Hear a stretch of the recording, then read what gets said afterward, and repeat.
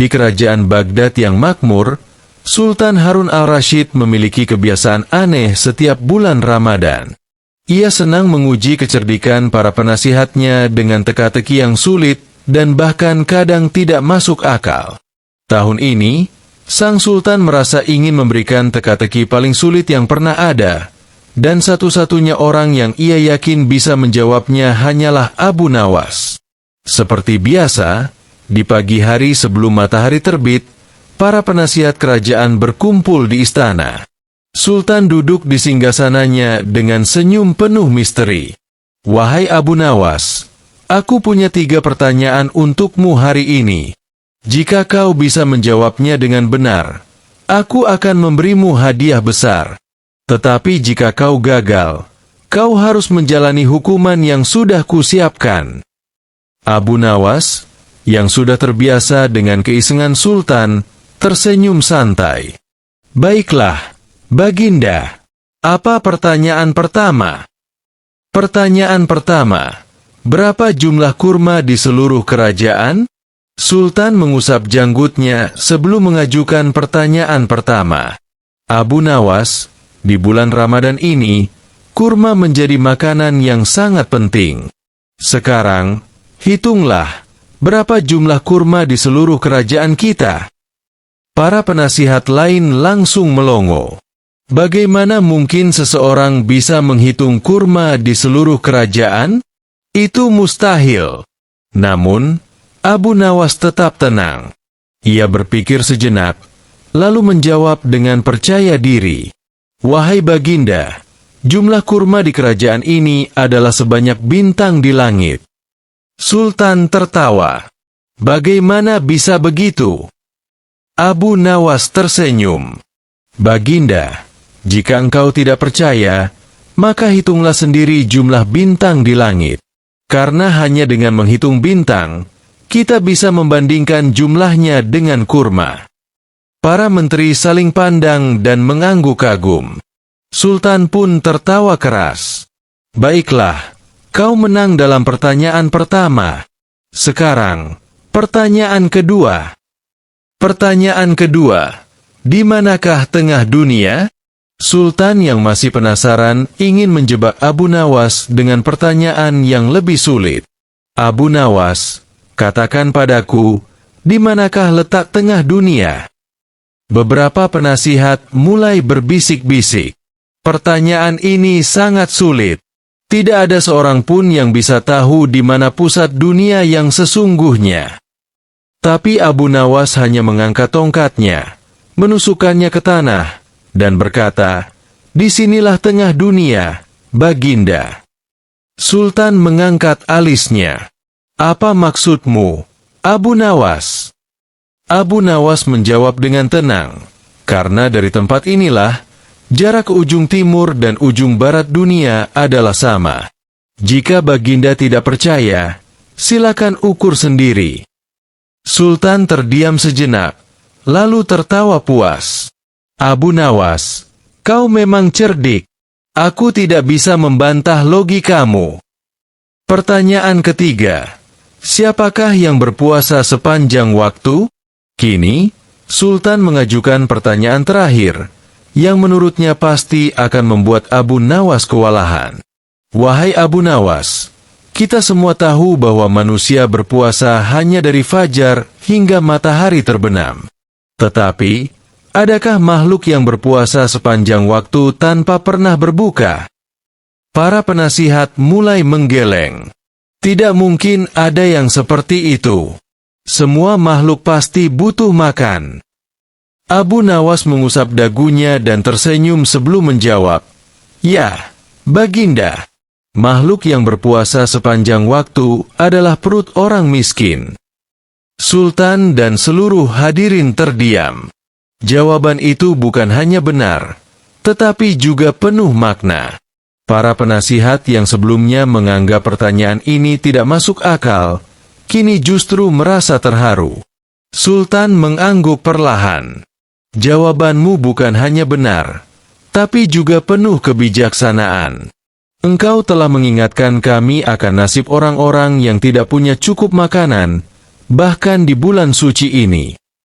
Hadiah untuk Abu Nawas. Sultan Harun al-Rashid akhirnya mengakui kecerdikan Abu Nawas dan memberikan hadiah besar berupa sekantong emas serta makanan untuk dibagikan kepada fakir miskin di seluruh kerajaan.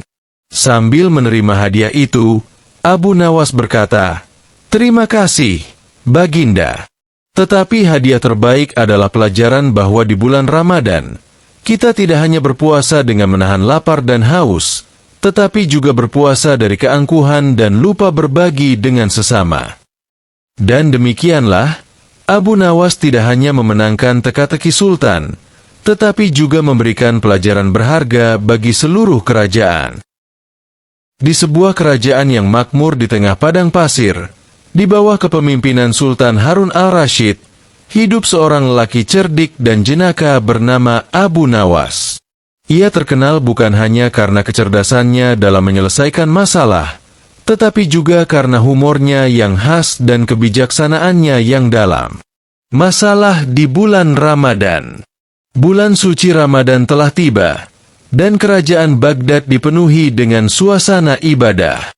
Namun, di sudut kota, ada sekelompok pemuda nakal yang tidak berpuasa. Mereka tidak hanya makan dan minum di siang hari, tetapi juga menggoda orang-orang yang sedang berpuasa. Mereka dengan sengaja makan di tempat umum, menawarkan makanan kepada orang yang lewat, dan bahkan mengejek mereka yang sedang beribadah. Para warga yang kesal akhirnya mengadukan hal ini kepada Sultan Harun al-Rashid. Mendengar keluhan rakyatnya, Sultan berpikir keras bagaimana cara menasihati para pemuda ini tanpa menggunakan kekerasan. Ia pun memanggil Abu Nawas, si ahli siasat yang selalu punya cara unik untuk menyelesaikan masalah. "Abu Nawas," kata Sultan, "aku punya tugas berat untukmu. Ada sekelompok pemuda yang merusak suasana Ramadan dengan tidak berpuasa dan menggoda orang lain agar ikut tidak berpuasa. Aku ingin kau menegur mereka, tetapi dengan caramu yang cerdik." Abu Nawas tersenyum penuh arti. "Baiklah, Baginda, berikan aku waktu 1 hari, dan hamba akan menghadap Baginda kembali dengan hasilnya."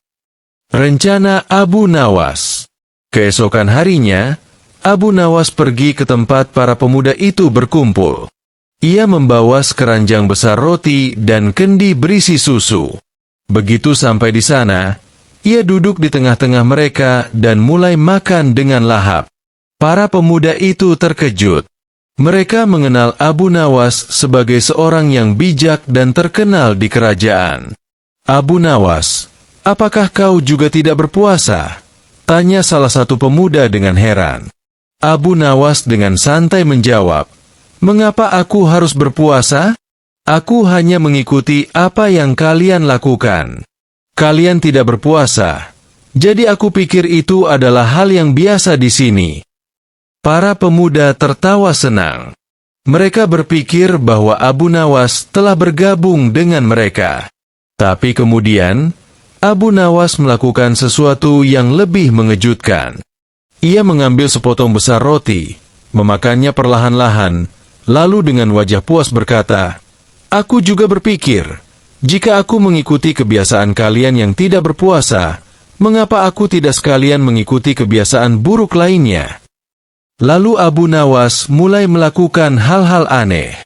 Ia berjalan dengan satu kaki, berbicara dengan bahasa yang tidak dimengerti, dan sesekali memukul kepalanya sendiri sambil tertawa-tawa. Para pemuda itu mulai saling pandang. "Abu Nawas, kenapa kau bertingkah aneh seperti itu?" tanya salah satu dari mereka. "Ah, bukankah aku hanya mengikuti kebiasaan yang tidak baik?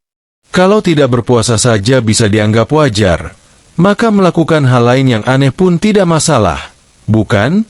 jawab Abu Nawas dengan ekspresi polos. Para pemuda mulai merasa risih. Mereka menyadari bahwa apa yang mereka lakukan selama ini adalah sesuatu yang buruk, sama seperti tingkah laku aneh yang dilakukan Abu Nawas. Tak lama kemudian, Abu Nawas berdiri dan berkata dengan suara tegas namun tetap santai, "Saudara-saudaraku, aku ingin bertanya. Jika ada dua orang di tengah padang pasir, yang satu taat beribadah dan satu lagi suka melanggar aturan, menurut kalian, siapa yang akan lebih mudah menemukan jalan keluar jika tersesat? Tentu saja orang yang taat beribadah, jawab salah satu pemuda. Abu Nawas tersenyum.